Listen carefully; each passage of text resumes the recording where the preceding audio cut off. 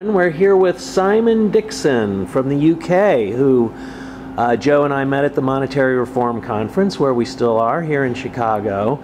Hi, yeah. Well, thank you for the introduction. Yeah, we're here at the American Monetary Institute conference. Just a little background on how I got invited here today.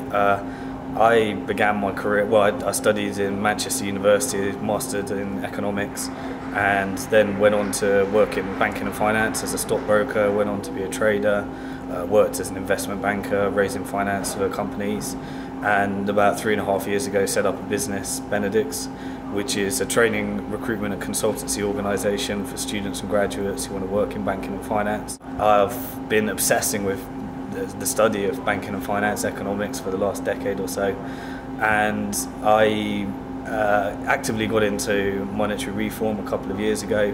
So got involved, read a lot of the books of all the different publishers. Stephen Zelenga, who runs the conference here today, read his book, got introduced, and they asked me to come along and present.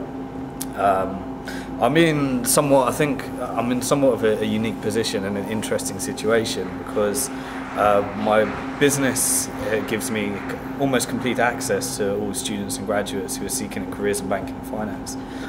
Just the next couple of months I'll be presenting around about 100 different universities across the UK on securing careers in banking and finance, and also introducing a lot of the concepts of monetary reform.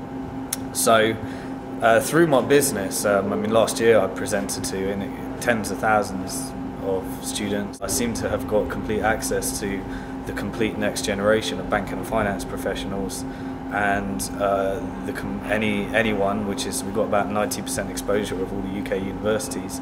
Anyone that gets into banking and finance, they would have been exposed to the message of monetary reform and what needs to happen. So in a sense, we're bringing in a new generation of people that are socially aware of a lot of the issues.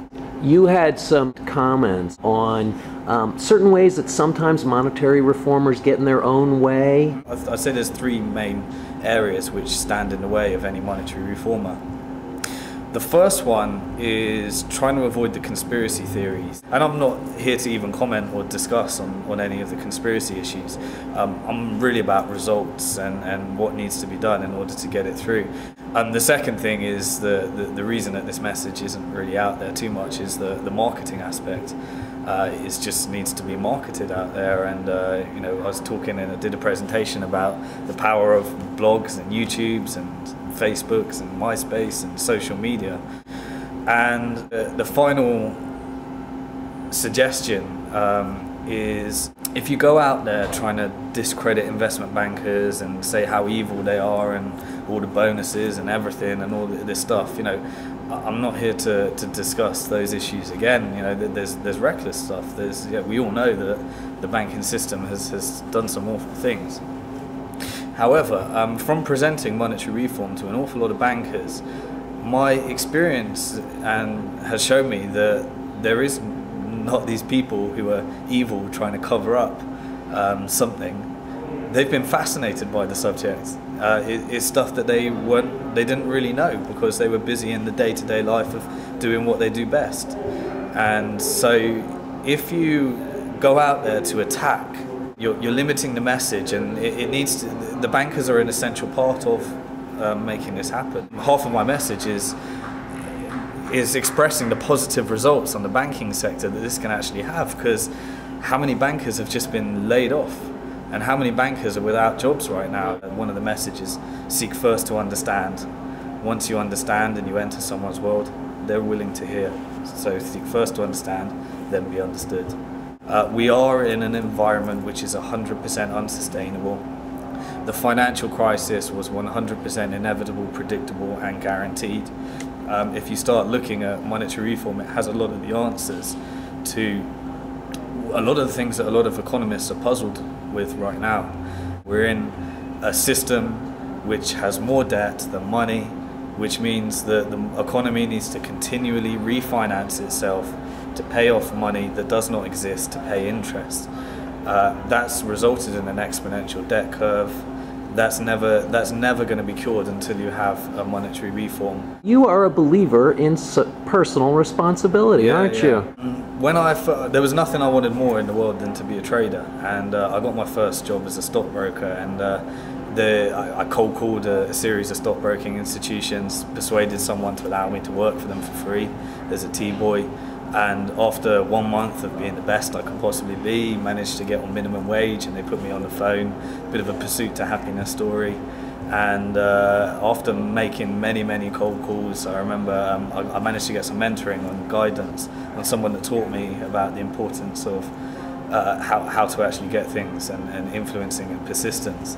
And after he told me after that I need to introduce myself to the director, I was thinking the same things that most people do. I've only worked here for 2 months, I'm a T-boy, what am I going to say to the director? Well, I was lucky enough to be told what to say, so I remember knocking on the door, and I implemented exactly what I was taught. No appointment, just knocked on the door and walked in, very confident, said, "Hi, my name's Simon Dixon, I want a job as a stockbroker." And after a little bit of a conversation, he said, "Well, you know, there's no jobs at the moment." So I left very politely and said, "Thank you for your time." Went back to that evening and spoke to the guy that was telling me what I needed to do. And he said to me, "Well, what you need to do," he said, "do it again. You've got to introduce yourself as if you've never seen him before. Here's what you say." So I knocked on the door. I said, "Hi, my name's Simon Dixon. I want to be a stockbroker," as if I'd never seen him before. And his first response was, "I know your name's Simon Dixon, I know you want to be a stockbroker, and I told you there's no jobs." So I responded by saying, "Sir, I just really wanted to check, has anyone quit since yesterday?" He allowed me to talk a little bit more, and he said, "No one's quit since yesterday, I'm busy right now." So I left very politely, "Thanks for your time." Went back to my mentor that evening, he said, "You've got to do it again." I said, "Are you crazy?" He said, "This is what you've got to do." Third day, I found myself knocking on the door, introduced myself as if I'd never met him. "Hi, my name's Simon Dixon, I want a job as a stockbroker." And he said, "I know your name's Simon Dixon, I know you want a job as a stockbroker, I told you there's no jobs, I know no one's quit since yesterday." And I said to him straight away, I said, "Sir, I just wanted to check one thing. Has anyone died since yesterday?" And when I said that to him, he rolled over laughing. And what I then said to him is, when he was laughing, you're on your way. You know, this is again the message of monetary reform. If you can speak on their level, if you can get with them, then they're a lot more likely to hear your message. So immediately I said to him, "I just want to ask you a question. This is my 100% commitment.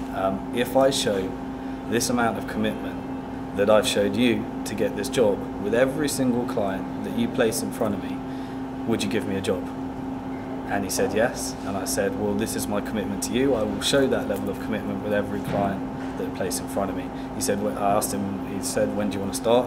And I said, "Tomorrow." He offered me the job. What I learned from that whole experience is rejections are part of it. The most successful people that I ever meet, they've been rejected after rejection after rejection. And a quote I like to use is, "You've got to fail your way to success." And expect rejection. And if you quit after 3 rejections, then you're nothing but a failure. But if you continue and you learn and you adjust every time, you fail your way to success. Try a different approach. Simon, you have a website. What can people find there?